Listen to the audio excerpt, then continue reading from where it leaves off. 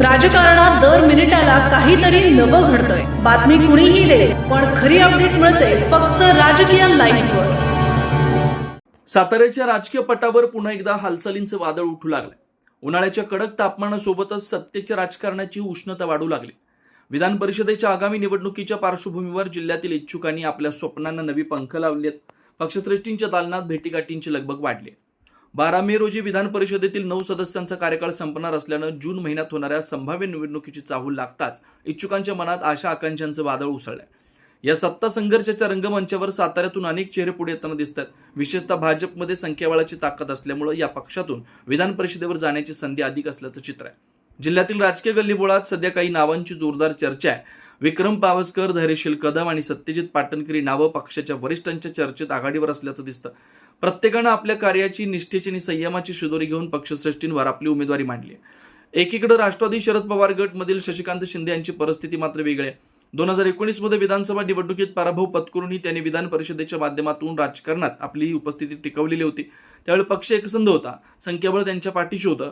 पण 2022 मधील फूट आणि 2026 मधील अपेक्षित यश न मिळाल्यामुळे त्यांचं राजकीय समीकरण बदललंय. आज संख्येच्या गणितात त्यांचा मार्ग कठीण झालाय. भविष्यातील 2029च्या लढतीसाठी त्यांना नव्यानं रणनीती आखावी लागणार आहे. दरम्यान भाजपमधील अनेक नेत्यांनी विधानसभेतील संधी हुकल्यानंतर आता विधान परिषदेच्या दिशेने आपलं लक्ष केंद्रित केलंय.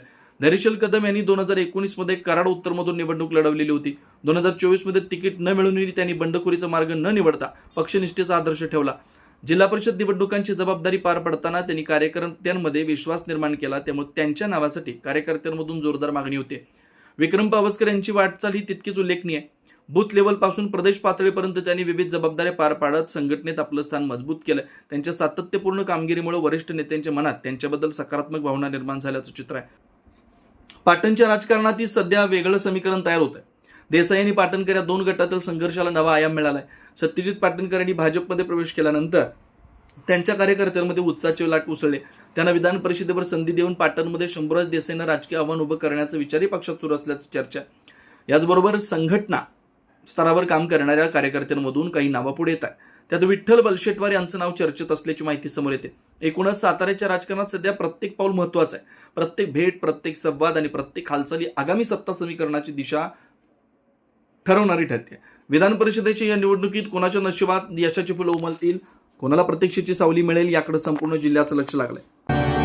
राजकीय घडामोडींचा सर्वात वेगवान अपडेट फक्त इथेच राजकीय लाईव्हवर. आमच्या YouTube चॅनलला लाईक, शेअर, सबस्क्राईब करा आणि रहा राजकारणाच्या रणभूमीवरील थेट नजरेत.